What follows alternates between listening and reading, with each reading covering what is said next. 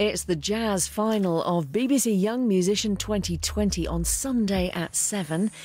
And in what would have been London Jazz Festival week, we're celebrating an explosion of British talent here on BBC4 Now with the return of an iconic show. It's Jazz 625.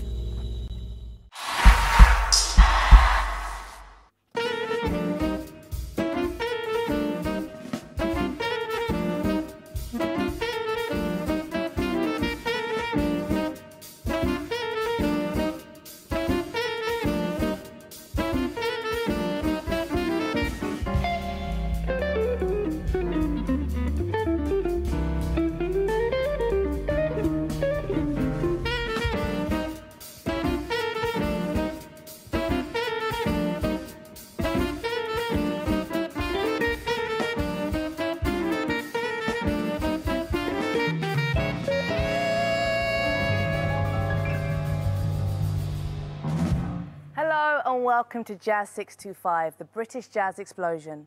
Last year we brought you a special show celebrating the golden era of 1960s jazz and one of the most iconic jazz TV shows of all time, the BBC's Jazz 625. But tonight is all about another golden era, right now. Not since the 60s has the UK jazz scene been so strong, with a wealth of homegrown talent who are gaining big audiences and attention worldwide. And guess what? Many of those new jazz stars are in the studio tonight. I'm Jam Supernova, and my co-host is the incredibly talented young man behind me, Moses Boyd. Okay, so let's kick things off with a band that you could call the true pioneers of the scene. They're a trailblazing supergroup, and if, like me, you've massively missed festivals and live music, then you are in for a treat. Here are the mighty Sons of Kemet performing My Queen is Albertina Sisulu.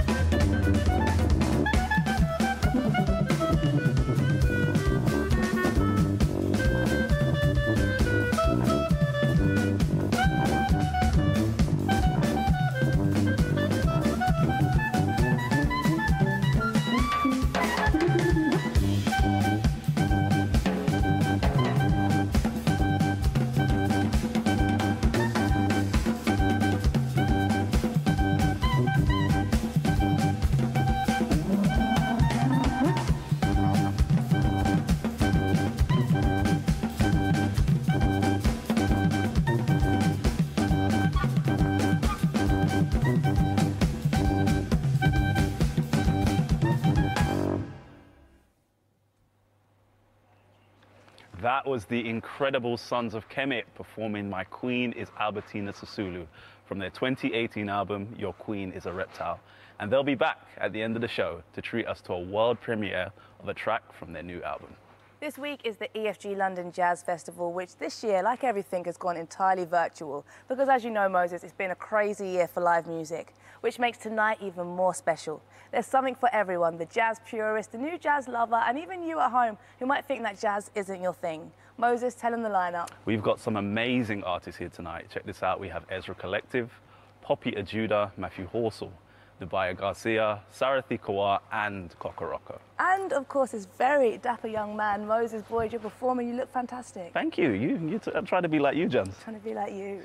For the next 90 minutes, we'll be experiencing every musical emotion and tempo. We've got some mellow vibes and tracks to get you up dancing. So, to get you even more hyped, let's find out more about this exciting chapter in UK jazz.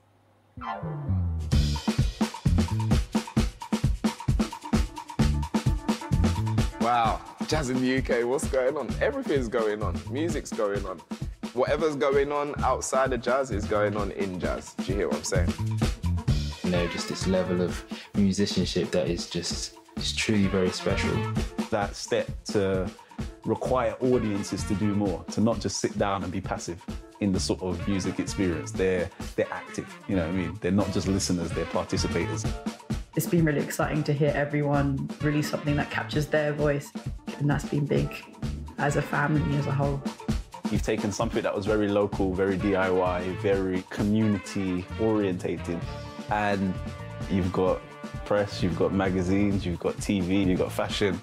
You know, you got the attention from all over the world. Sometimes I look at my calendar and it's like, whoa, you went to every single continent to play your own music, which was born out of Enfield in North London. Do you know what I mean? So it's like how broad it's got, how widely accepted it's become, but still how small it still is. It's still Nubya from down the road. Since we were like young, in our very like formative musical years, friendship is what has bonded us, and music has also bonded us. It doesn't just sound like one person's music, it does really sound like a community music that they're bringing out.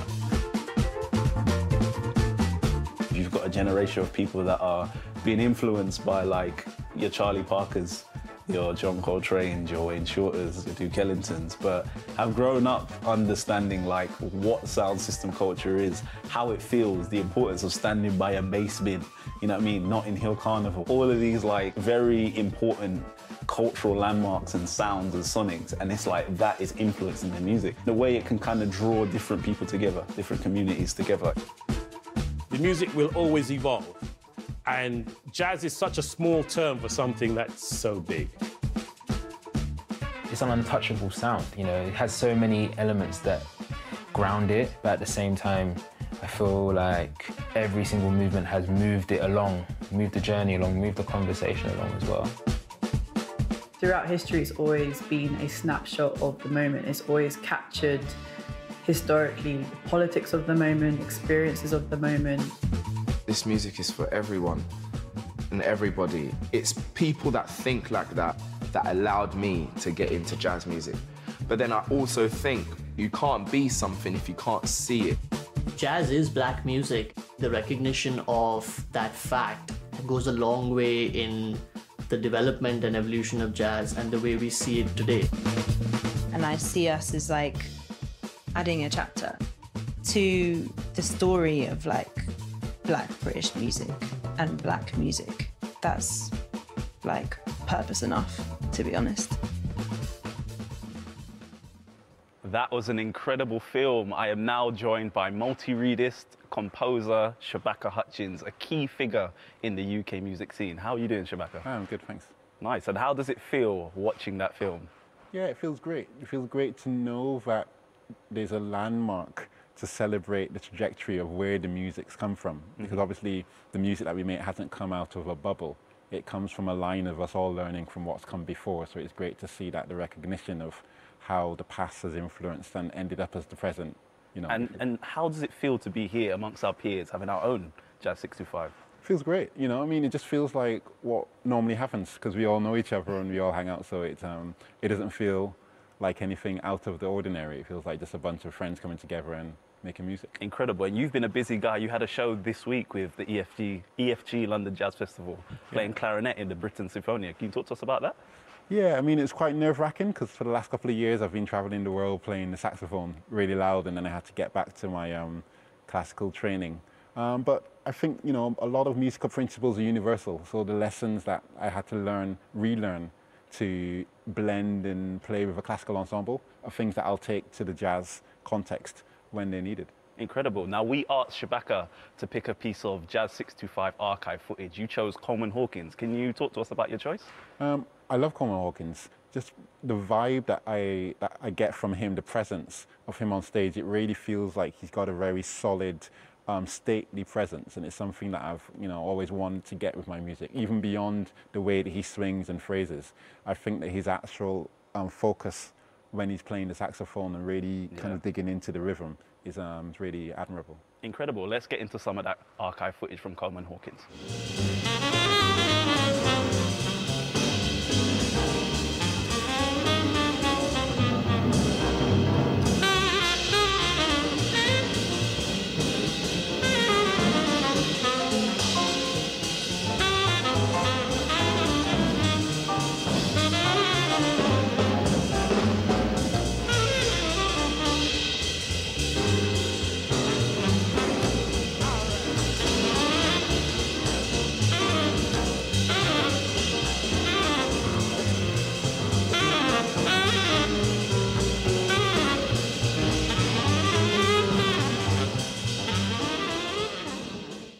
From the Jazz 625 archive, Coleman Hawkins performing live from Wembley Town Hall in 1964. Next up, we have one of the most energetic live bands on the scene. Over the last few years, they've flown the UK jazz flag, playing sold-out shows across the world. They're friends, they're brothers, and for me, their music captures the energy of inner-city London. Their performance on the West Holt stage at Glastonbury 2019 was the highlight of my summer. And here they are performing for you tonight. Give it up at home for Ezra Collective.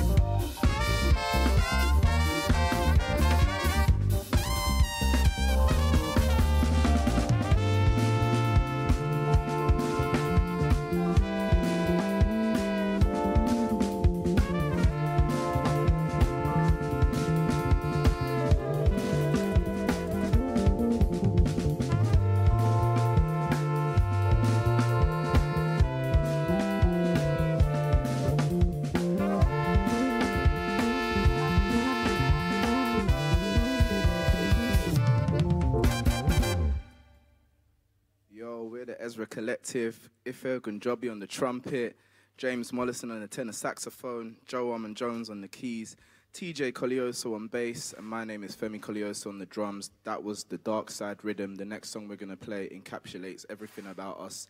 Next up is You Can't Steal My Joy.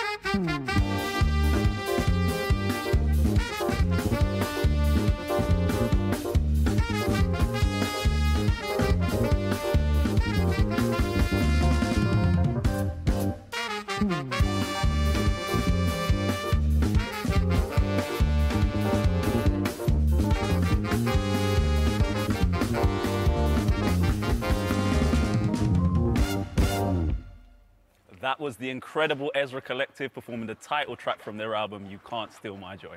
The studio's filled with amazing musicians tonight, and they really are like a family. They grew up together and have built the scene from the ground up. But musical movements need spaces to be nurtured. So here's an insight into the venues and events that help to build this scene.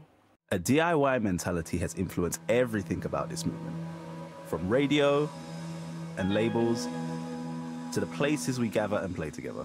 But we weren't the first generation to do this.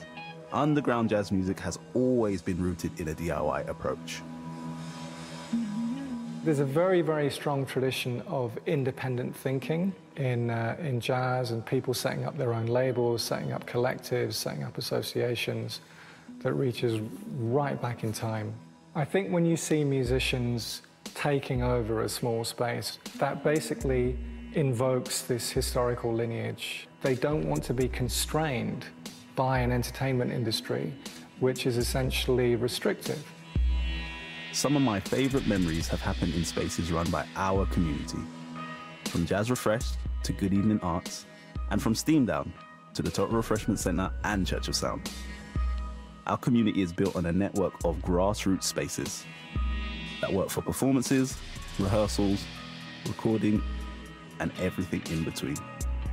You need the underground culture to support, nourish, and nurture other things. You need the spaces, which are usually do-it-yourself kind of establishments run by musicians or creatives or people that just care to nurture the next generation. A place you could say it all started for many of us is the Jam and Club Night Steez, which was at the Fox and Firkin pub in Lewisham. It's a place very dear to my heart and so important for our scene and community. I'm glad that we're speaking about Steez right now because it had a special place. It was a community and it was a place I was free to make mistakes, be vulnerable and enjoy myself. Some of the best and worst ever gigs Ezra Collective have played were in Steez. Friends that I met in Steez are still people that I make music with till this day. There have been times when I've gone to gigs and like someone will jump up just out of the crowd because they happen to have their tuba with them or they have their sax with them, and it's like, oh yeah, it's just, you know, it just instantly interlocks. In the black community, it really is kind of that DIY mentality of just like, you know, it's kind of what we're born into. I watch my parents do that, you know what I mean? We've spent our lives in black music and running different events and putting on different shows, and the reality is that you kind of have to find your own space. You have to find ways of doing it yourself. A night with deep roots in its own community that's renowned for its raucous jam sessions is Steam Down in Deptford. So I think Steam Down, what they did in South London was really important, saying, OK, we're going to create something which belongs to us. There's a kind of implicit recognition that everyone has a role and that all of our roles are important. Your role might be the head nodder at the back. Your role might be the person who's the first person on the dance floor and is expressing themselves to give other people permission to join in, perform. So there's a real awareness that everybody is making the music. Any young black jazz musician knows what it's like to play to an all-white, middle-aged crowd. Which is cool, but these spaces allow us to reach our people. I think it's so important to be able to see ourselves not only on the stage and in the music, but also in the audience, in and around the music and the community around it. It's just us doing our thing, and that is great. Like dance and music go together. It's part of the cultural DNA, and I think that is how our culture is. In spite of all this doing it ourselves, it's still tough out there. I mean, this generation of musicians have it so rough, and you can see that in the number of venues which have been closed. It's gentrification. We never ask white middle-class people who move into more kind of sonically rich areas to integrate into a more sonically rich environment. And I feel like this question of integration should be applied in all directions. We should all be required to integrate into the communities we join. And sometimes that means on a Friday or a Saturday night, there might be some noise. And that is good. There should be noise. Just watching that, you can really feel the DIY spirit of the scene. I mean, Moses, you must have so many fond memories. So many fond memories, and just, you know, thinking back to all the incredible nights of music, playing with musicians and jamming in those spaces and meeting a lot of interesting people, you know, people like Sarathi. You know, Sarathi, our next guest, he's one of my favorite collaborators. He's a classically trained tabla player, an incredible composer, and a drum kit player. Sarathi likes to combine traditional Indian music with jazz, and that's something that was also a passion for Joe Harriott. Tonight, Sarathi is going to play a version of the title track from this 1969 album, where Joe Harriott teamed up with Indian guitarist Amancio da Silva. This is Hum Donna.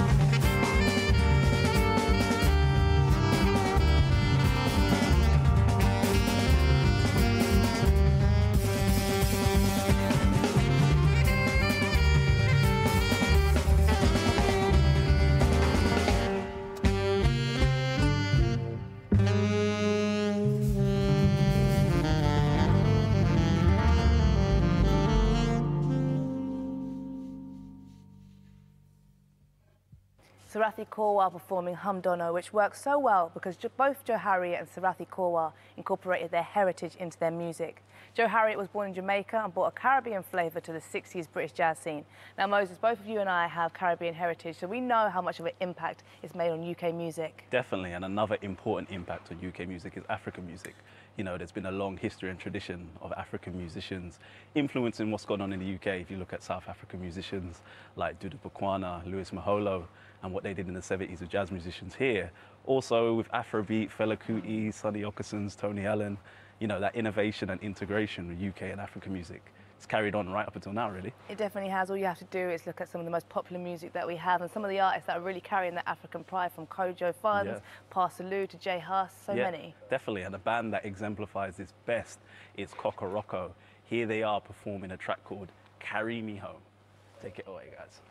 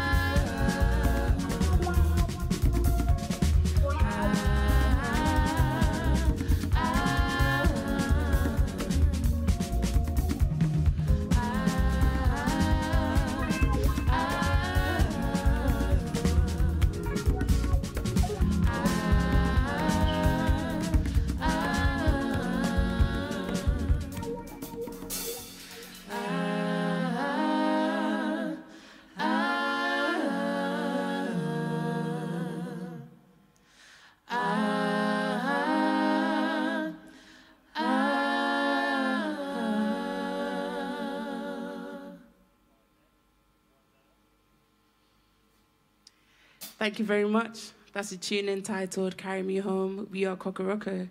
Hope you guys have enjoyed that tune. The next tune we're going to play is a tune entitled Baba Ayo Ola. Hope you guys enjoy.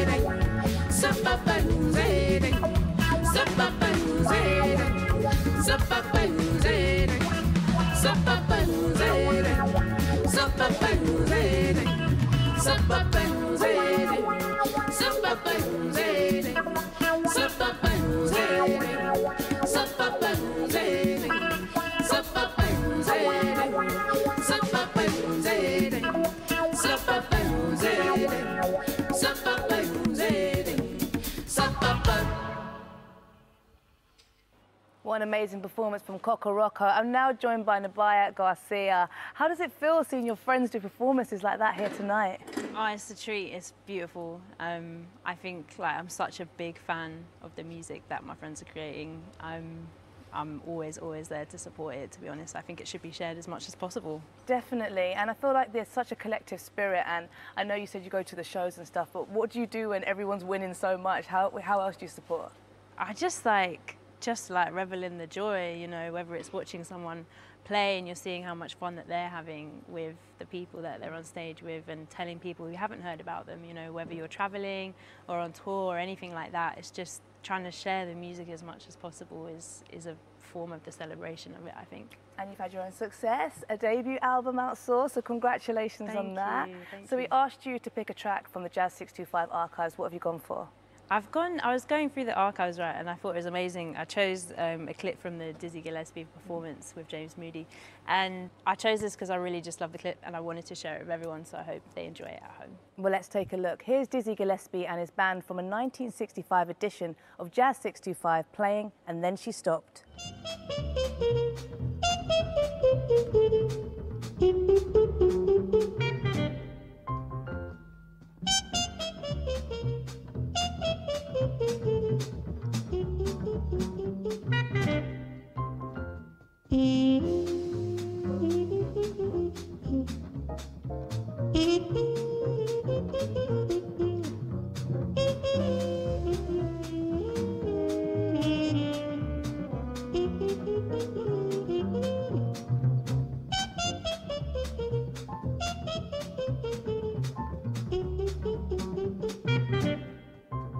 Great choice, a true legend of bebop jazz, trumpet master Dizzy Gillespie and his band on Jazz 625 in 1965.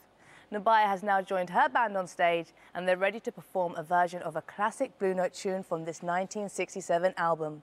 Playing McCoy Tyner's Contemplation is Nubya Garcia.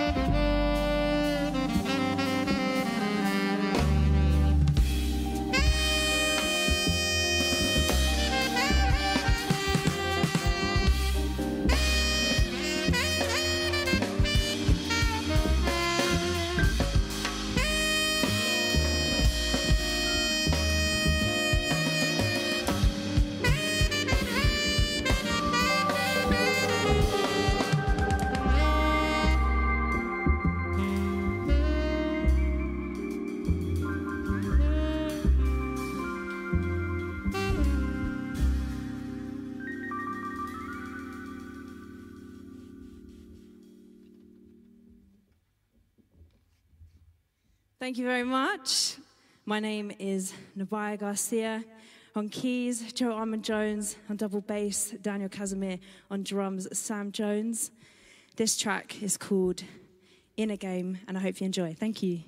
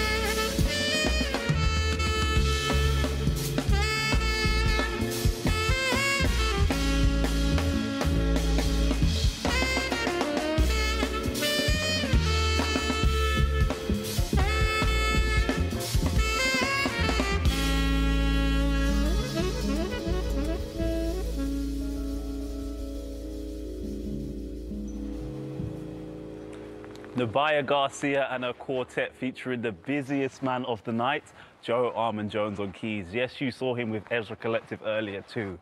Coming up, we have a very special performance from Matthew Horsell and his band.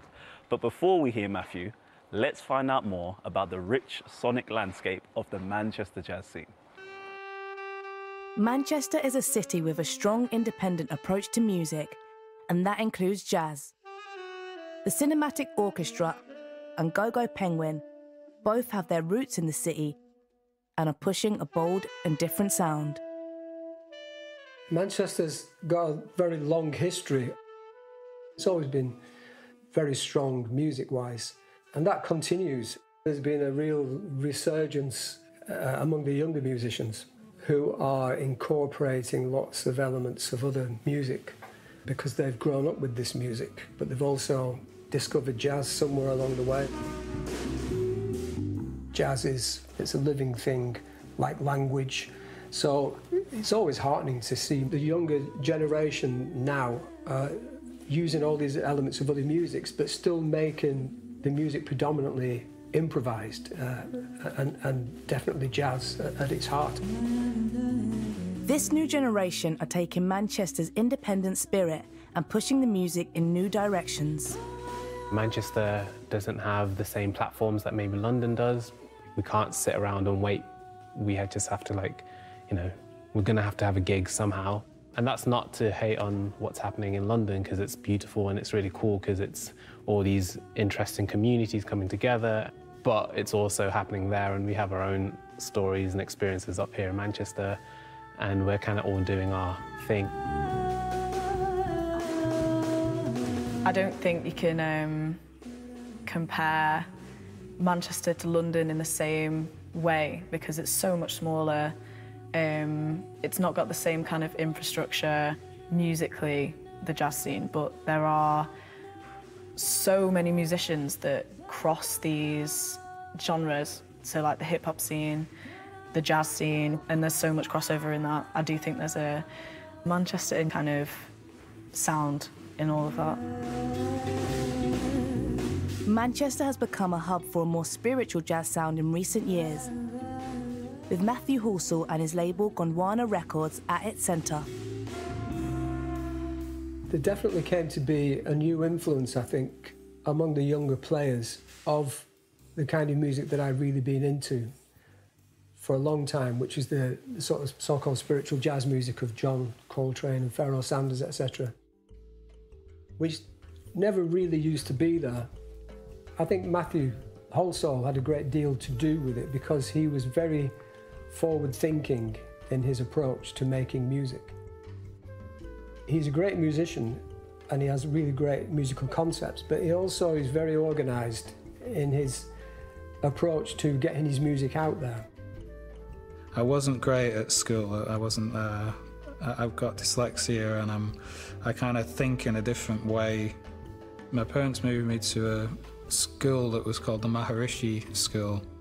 I was doing transcendental meditation and yoga and studying Buddhist and Indian philosophies and doing my GCSEs as well, but also listening to Alice Coltrane and Pharoah Sanders and Don Cherry. And you can imagine that just everything came together so nicely. It was a real spiritual, special time for me. I think music can be really powerful. There's a meditative quality that you can get out of music, and that's the thing I've always got excited about.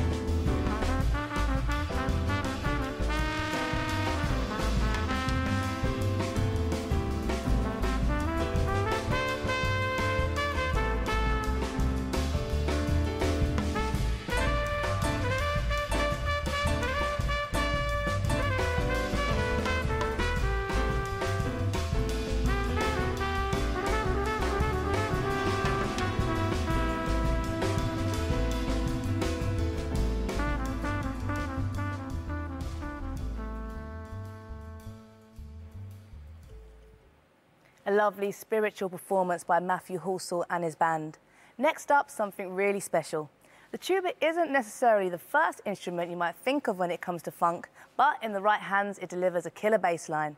To prove that, here's Theon Cross. You saw him earlier with Sons of Kemet, and now he's here performing with rapper and astrophysicist Consensus.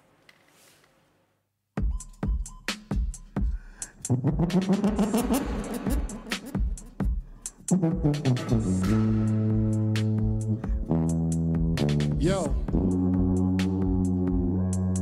Look, you ain't ready for, in any form, to know right now what you then ignored. The soul I'd service a wedding for. I told you I fly into heliports. To tell you again, would you then endorse what lives inside of the very core? The heart that Lennon wore. Cause with a song strong became a legend for.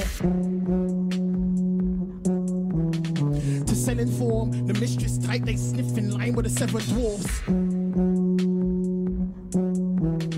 It's more than they locked up Kerry for. I said it's more than they locked up Kerry for. Real with the verbs, real with the verse. Focus on my true meaning of the words.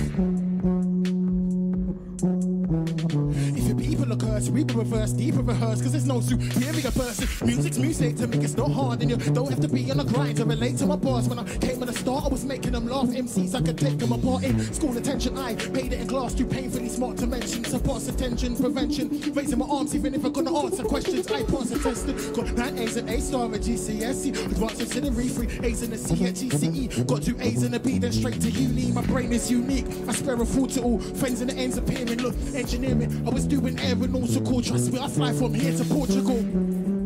Before I knew racists made up faith.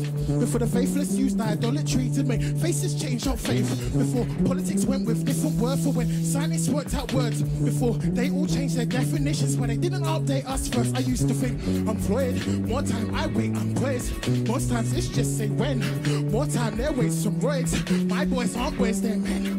Those guys aren't men, they're boys. You're dreaming beef from Freud. You're vegans eating soy. Enjoy.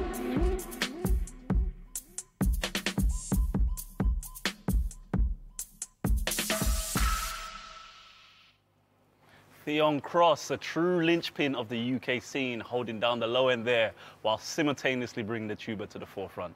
A brilliant performance there with rapper Consensus. But now I'm taking over, and this is Stranger Than Fiction.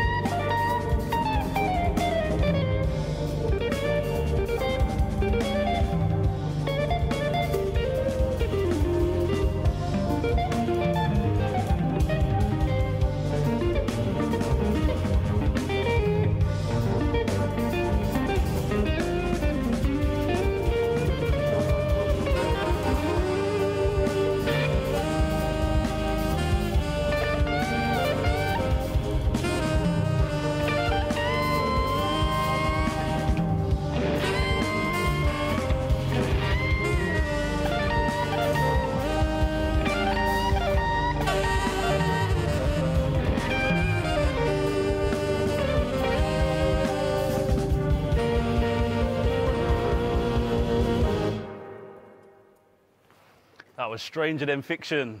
The next tune we're gonna play is a song called BTB.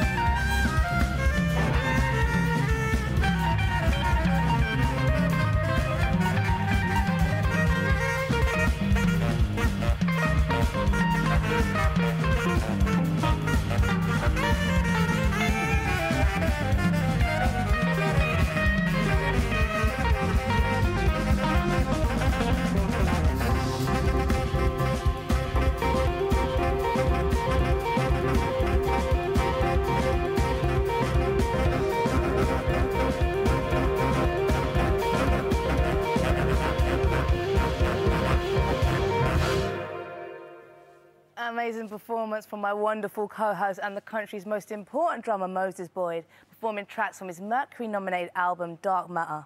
Jazz has always had an each one teach one philosophy, and many of the musicians in the studio tonight got their break through an organisation called Tomorrow's Warriors. The Warriors is a really important jazz institution that has brought through generations of great British musicians. Let's find out more.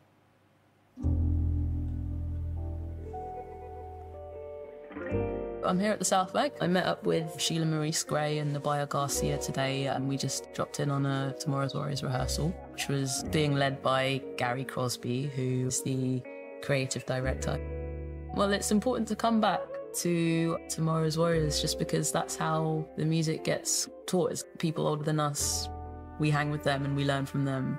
That's what it was like for me when I was younger and going to the Warriors workshops. When you're really hungry to learn, that's like amazing. You can see that they have careers and they're artists out there doing their thing. In my mind, it always felt like a youth centre, community centre for jazz music. We've done so many gigs there, so many hours, alongside, bringing more diversity to the musical world is Each One Teach One. So now I would go back and do stuff. Theon Cross would go back and do a masterclass. Shirley Tete goes back and leads the female collective. Tomorrow's Warriors is still at the core of like my musical family. I met most of my band actually from there.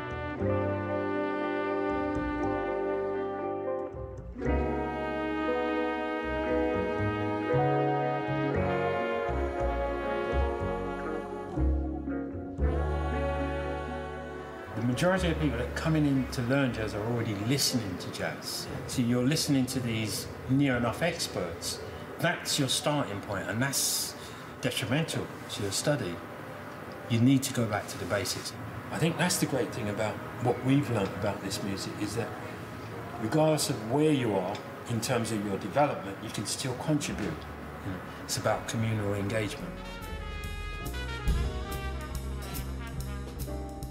I love this music. I want everybody to play it. I want everybody to hear it. And that was the reason, to try and diversify the British jazz scene or the British music scene. I wanted to see more black instrumentalists and more female instrumentalists. My generation, there is a sense of, I know it's been covered a lot in the press, like the whole London jazz scene, and sometimes the story takes away from what it actually is, which is a feeling. You can't really describe it. It's what I mean, the genuine connection between people and... Is if we could codify how we do the generational knowledge and things like that, then everybody would do it, and there wouldn't be any value, and it'd be on sale. You could buy it down at the train station. A lot of generational knowledge is based on love, and that's the one word and concept that those who want to work out how do you keep doing this. Jazz is a lot of love, whether it's the love of the individual who loves the music or the love of the elders who want to pass on this great knowledge. I can only say it's love.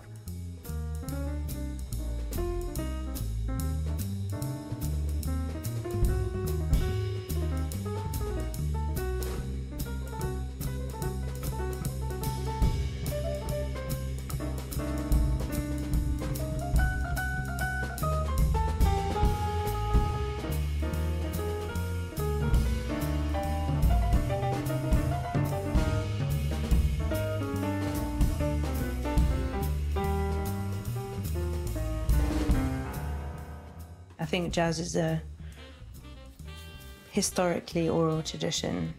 That's how people learn. The youth learn, even seasoned musicians still continue to learn from their elders and their youngest coming up with them. That plays such a big part in the jazz idiom. That's kind of what it's about. Your knowledge is passed on because you've obtained this knowledge from somebody else, older than you. And it's a continuation. So that hasn't stopped in jazz. It's the one common denominator.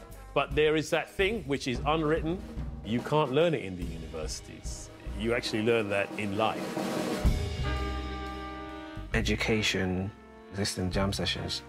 It exists in shows.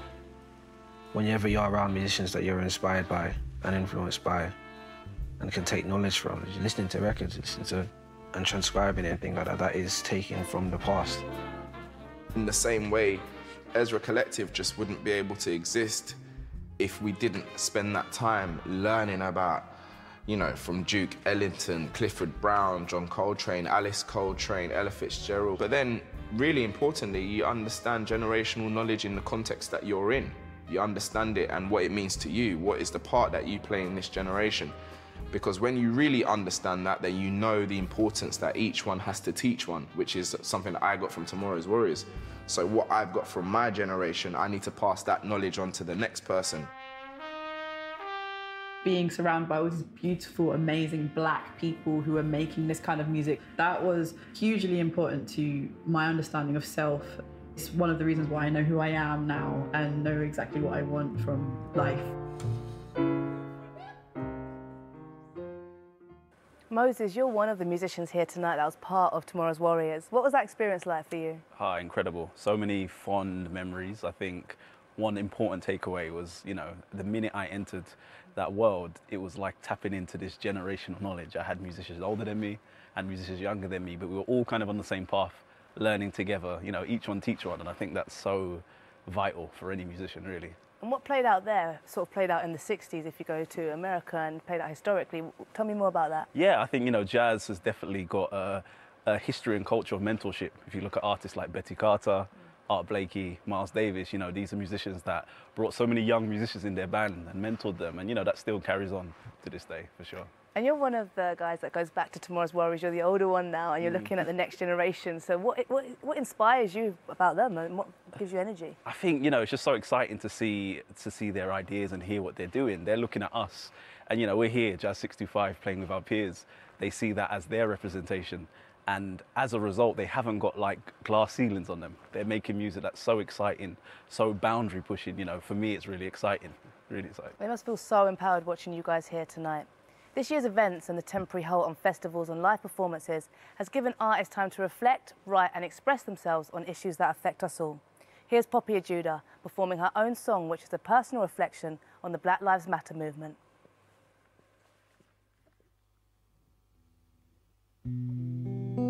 America's on fire. They're gonna burn those cities down. The president's a tyrant. Ain't no reparations going round. It's been burning deep inside. Got us held down to the ground. Fed up, strung out on fire. Just pawns in their playground. Need to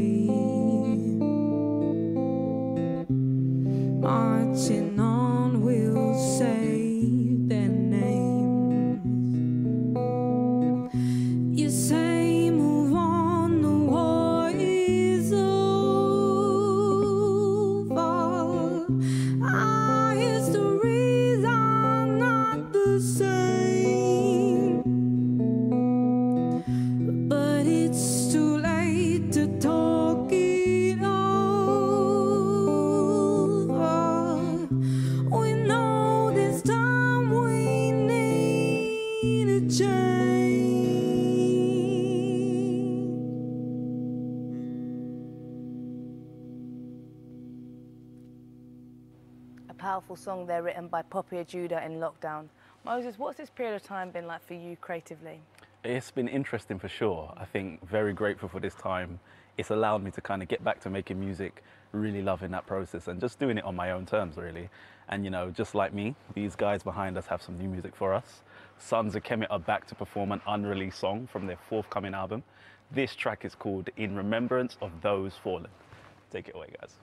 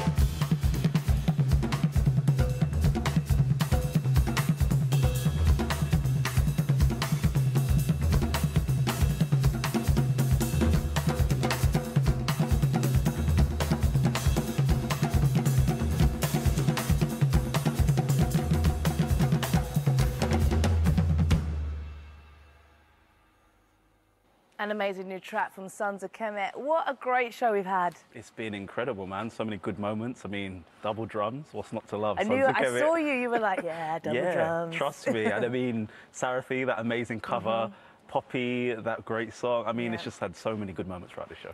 Feeling the live music, seeing it, enjoying it. I know you felt it through the TV screen and it's not over yet. So Moses, thank you for being an amazing presenter. Yeah, pleasure. You know, it's been great. Thank you, James. Your solo work was amazing. Try, you know, try. One last job. Yep, one more. I've got to play one more tune, play us out. Yes, as a jazz supergroup, you go and get ready, and that gives me time to say my final goodbyes and thank you. So, a massive thank you to Sons of Kemet, Ezra Collective, Sarathi Korwa, Kokoroko, Nubya Garcia, Matthew Halsall, Theon Cross, Poppy Judah, and of course my super talented co-host Moses Boyd. He's going to play us out with a 60s classic from another fine drummer, Art Blakey.